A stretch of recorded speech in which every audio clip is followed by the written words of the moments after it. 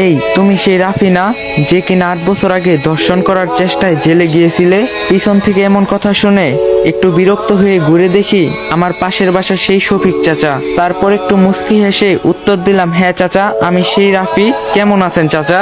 শফিক চাচা বলল, আমি কেমন আছি তা তোমার না জানলেও চলবে, আগে বলো তোমার কি অবস্থা। জেলের ভাত খেয়ে কি এই 8 বছরে কিছু শিক্ষা হলো, না আবার ওই আগের মতোই আছো?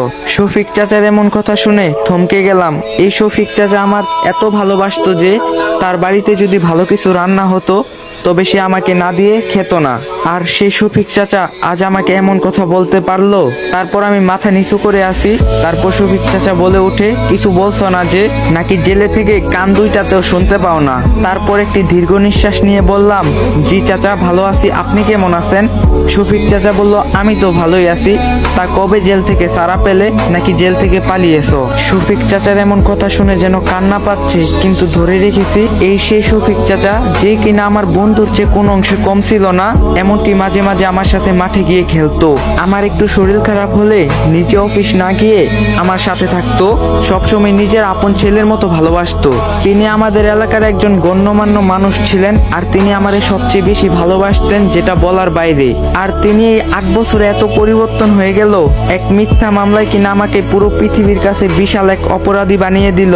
তারপর শফিক চাচাকে বললাম, চাচি কেমন আছে? চাচির শরীর ভালো আছে তো? হ্যাঁ ভালো আছে। তা বললে না তো, কবে জেল থেকে এসেছো? কালকে দুপুরে ছাড়া পেয়েছি।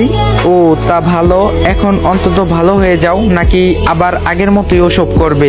রাফি নিশ্চুপ। শফিক চাচা বলল, কি কিছু বলছো না যে?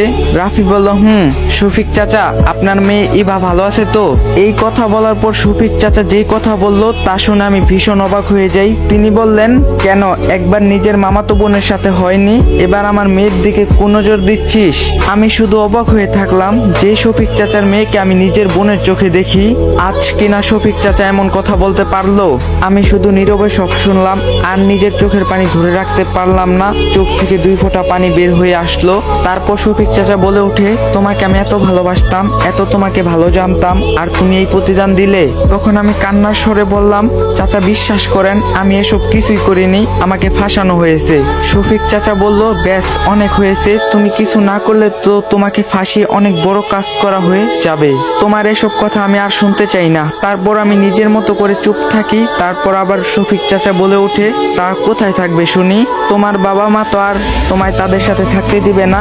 যা কাজ করছো তুমি, তার জন্য তো তারা তাদের মুখ কাউকে দেখাতে পারে না। তো গাইস, ভিডিওটা বেশি বেশি করে কপি লিঙ্ক করে দিবেন, আর যদি নেক্সট পার্ট লাগে অবশ্যই কমেন্টে বলবেন।